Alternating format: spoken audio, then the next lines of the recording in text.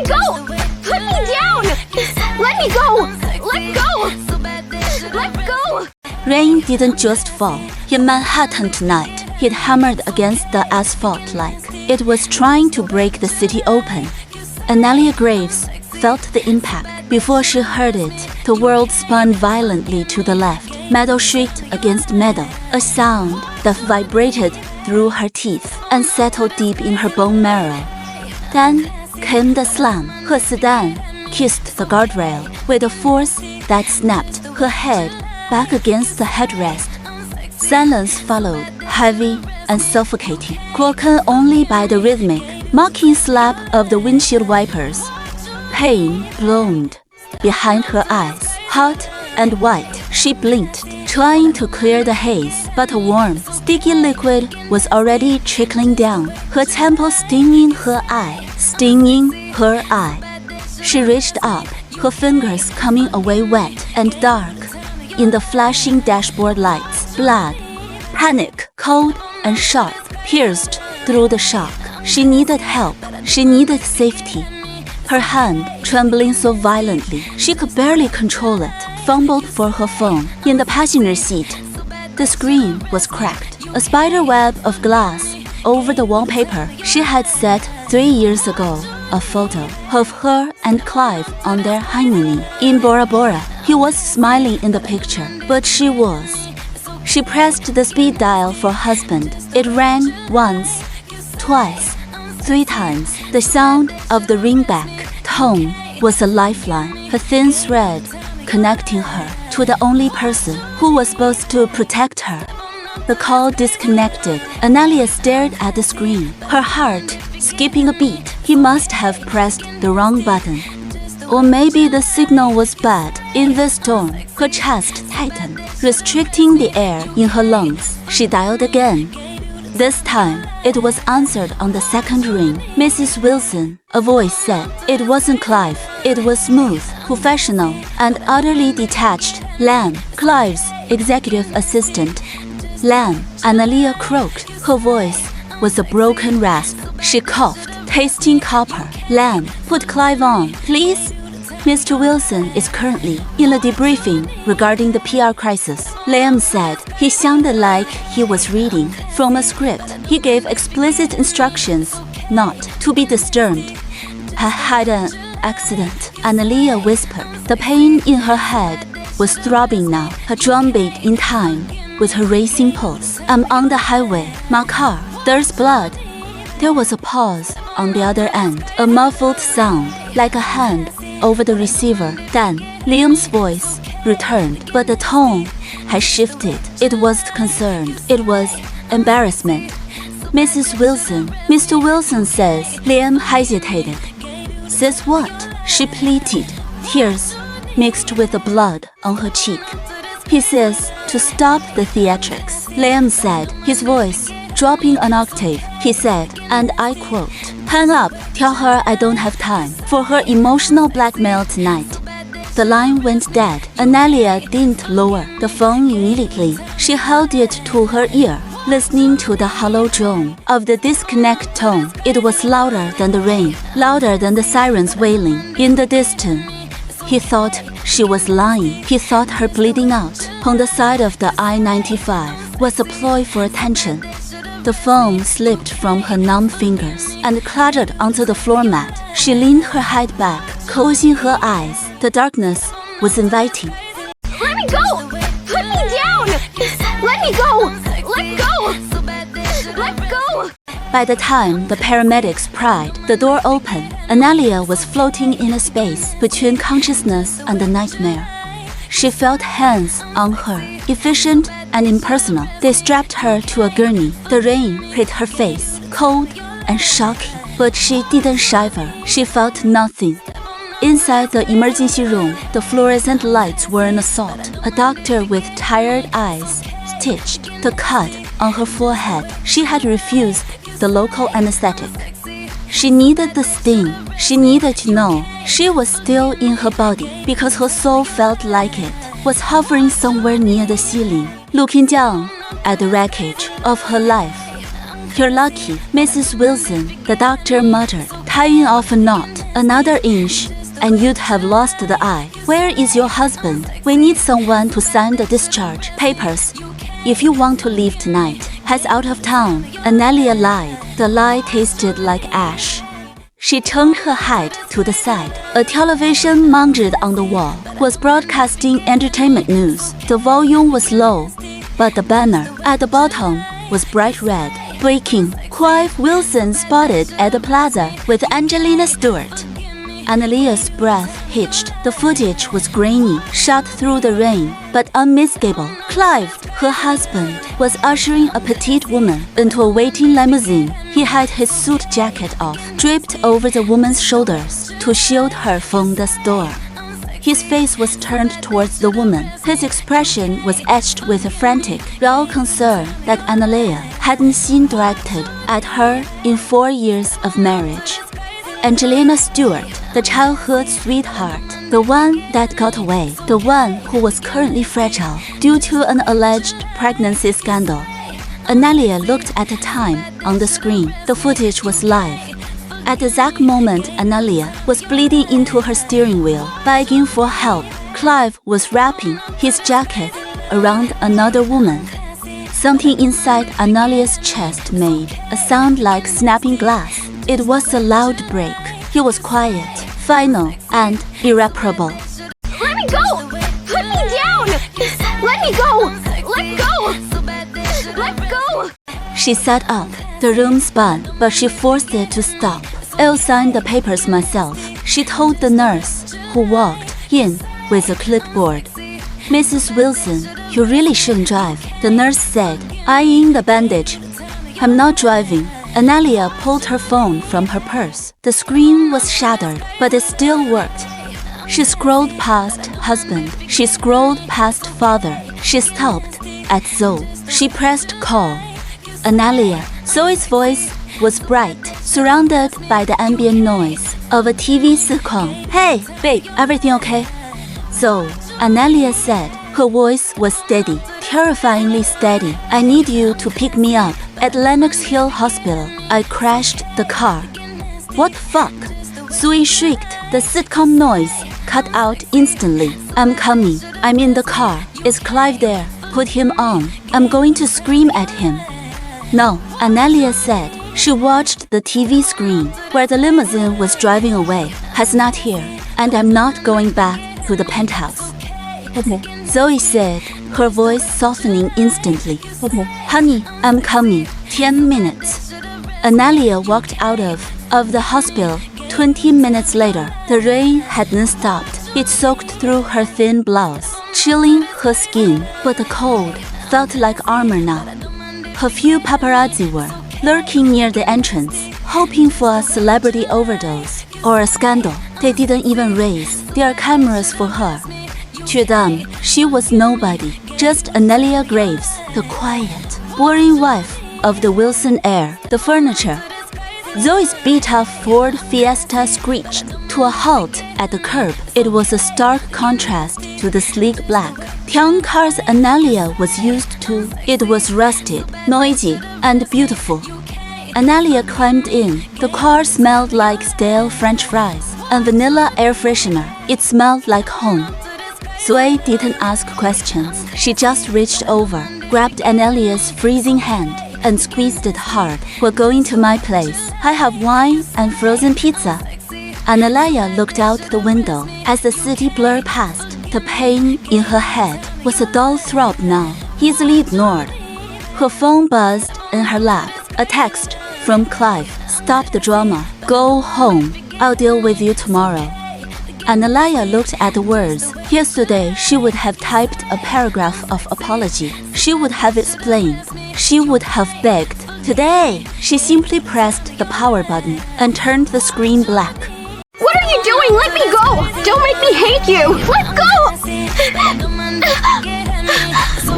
The morning sun hit the penthouse, floor-to-ceiling windows with an aggressive brightness that felt personal. Analia stood in the center of the master bedroom. She had come back only for her passport and her laptop. She had told herself she wouldn't look, she wouldn't touch, but the room was a museum of her loneliness. The bed was made, crisp and military tight, by the housekeeping staff, but thrown across the foot. There was a charcoal gray suit jacket, Clive's jacket, the one he had been wearing in the news footage last night. Analia stared at it. He must have come home in the early hours of the morning, changed his soaked clothes, and left again before the sun came up. He hadn't even checked to see if she was in bed. She walked over, her movements slow, as if moving through water. She picked up the jacket. It was heavy, made of wool that cost more than most people's cars. She brought it closer to her face. Beneath the scent of Clive's sandalwood cologne, there was something else, something sweet, sickeningly floral, gardenia, and dishonesty. Angelina's signature scent. A wave of nausea rolled through her stomach. She gripped the fabric, her knuckles turning white. Something crinkled in the inner breast pocket. Her fingers dived in, bypassing the silk lining, and pulled out a thick, cream-colored envelope. It was a business letter. The paper was textured medical grade. She opened it. It was an ultra-set printout, a grainy black and white image of a uterus. At the top, printed in bold, undeniable letters, Patient, Angelina Stewart, Beat, October 14th, October 14th. Analia's breath hitched. That was 3 days ago. That was the day Clive had told her he was in Boston for a merger acquisition. He had even complained about the flight delays. He hadn't been in Boston. He had been holding Angelina's hand at a fertility clinic on the Upper East Side. The paper slipped from her fingers and fluttered to the floor, landing face up. The tiny, blurry sack looked like a bomb crater. Analia didn't cry. She felt like she had cried all the moisture out of her body in the hospital waiting room. Now, she just felt joy, hollowed out. What are you doing? Let me go! Don't make me hate you! Let go! The sound of the front door unlocking echoed through the massive apartment. The heavy thud of the oak door closing. Footsteps, confident and heavy, approaching the bedroom. Analia didn't move. She stood by the bed, the jacket still in her hand. Clive walked in. He looked impeccable, as always, freshly showered from the gym, wearing a crisp white shirt, sleeves rolled up to his elbows. He stopped when he saw her. His eyes flicked to the bandage on her forehead. For a split second, his expression faltered, a flicker of something surprise, guilt. But it was gone instantly, replaced by his standard mask of annoyed superiority. So, he said, walking past her to the dresser to grab a watch. He decided to come back. Lam said, "You didn't sleep here. I was at the hospital." Analia said. Her voice was quiet. Clive scoffed, fastening his watch. "Right, the accident, you know. Analia, crying wolf is getting old. If you wanted my attention, you could have just booked a dinner reservation like a normal person." He turned to face her, leaning against the dresser, crossing his arms. "Well, are you going to explain why you made a scene with my assistant?" Analia looked at him, really looked at him. She saw the handsome lines of his face, the jawline she used to trace with her fingers, the eyes that used to look at her with desire. Now, he was a stranger, a cruel, beautiful stranger. "How is Angelina?" she asked. Clive froze. His posture stiffened perceptibly. "What? Angelina?" Analia repeated. "Is she healthy? Is the baby healthy?" Clive's face drained of color. His eyes darted to the jacket in her hand, then to the floor. He saw the ultrasound image lying on the Persian rug. Silence stretched between them, thick and suffocating. "You went through my pockets," he accused, his voice low and dangerous. He didn't deny it. He attacked. It was his way. He lied about Boston. Analia countered. Clive took a step toward, his jaw clenching. "It's complicated, Analia. You wouldn't understand. Angelina is going through a crisis. She needed a friend. A friend who goes to her prenatal appointments." Analia let out a short, dry laugh. Do you think I'm stupid, Clive? Or do you just not care enough to lie better? She is alone, Clive snapped, his voice rising. The media is tearing her apart. She has nobody. I have a responsibility to her family. You know that. And what about your responsibility to me? Analia whispered to your wife. What are you doing? Let me go! Don't make me hate you! Let go! Clive looked at her with genuine confusion, as if the question was absurd. You have everything, Analia. You live in a $10 million penthouse. You have an unlimited credit card. You have the Wilson name. What more do you want? I want a husband who doesn't keep his ex-girlfriend's ultrasound in his pocket, she said, dropping the jacket onto the floor. It landed on top of the image, covering the evidence.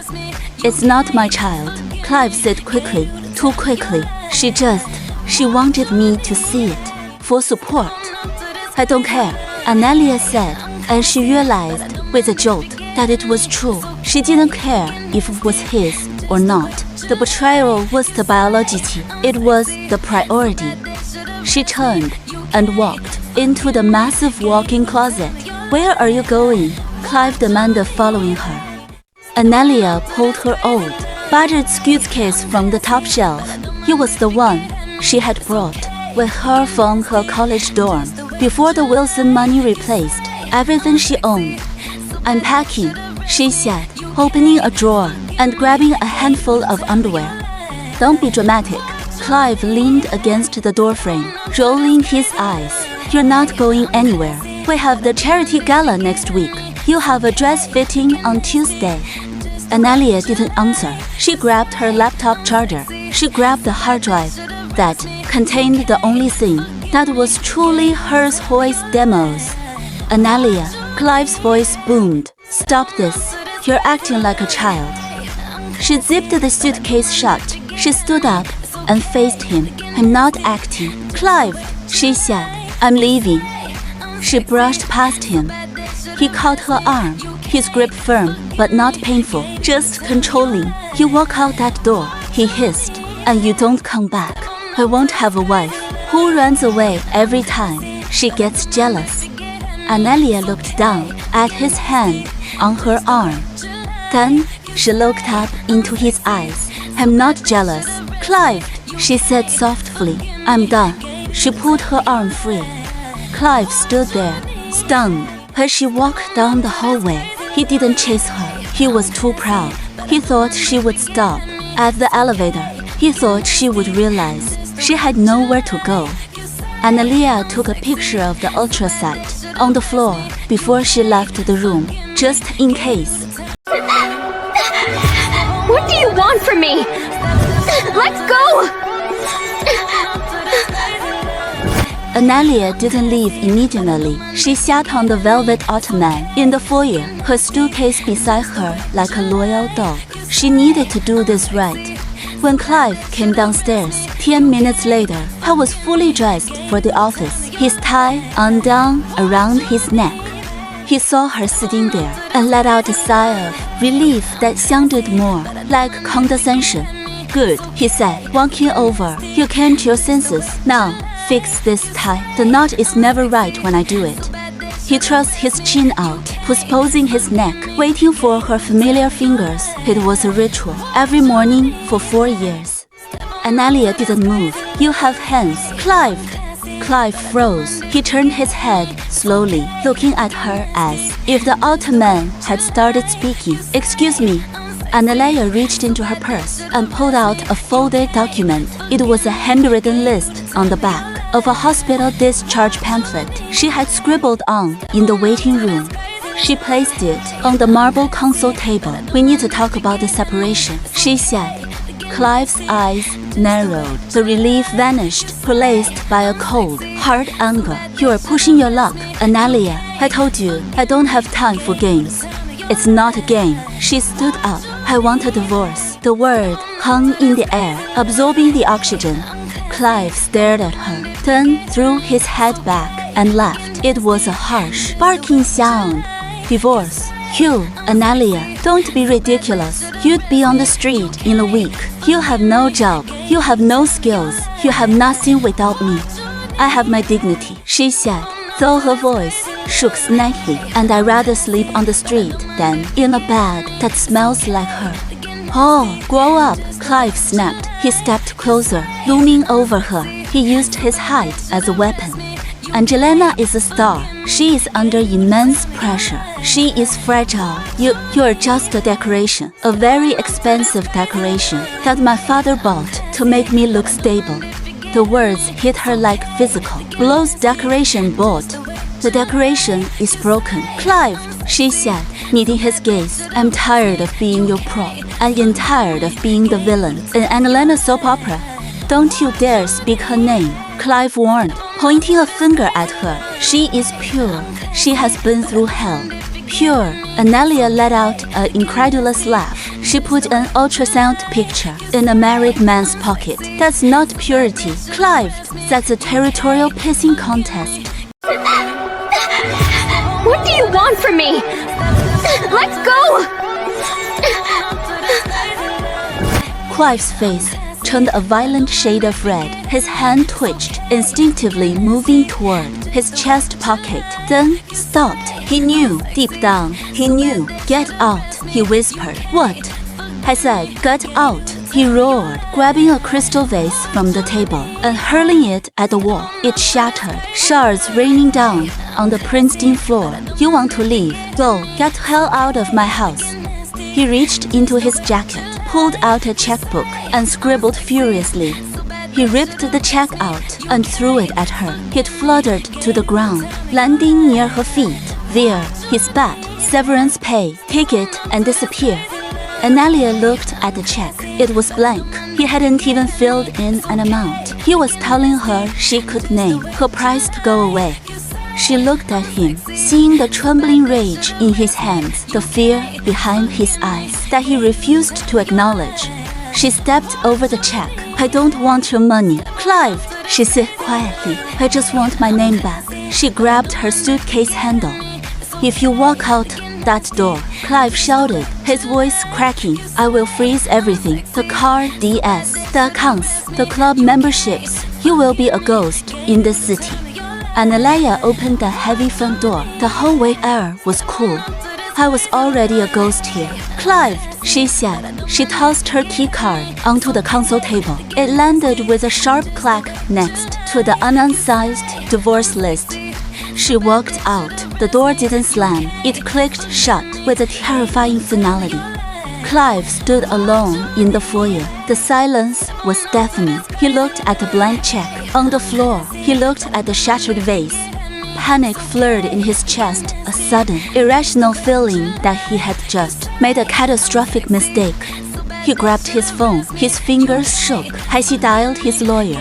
Gillespie, he barked when the line connected. Freeze her accounts, all of them. Now, I want her to have zero access to funds by noon.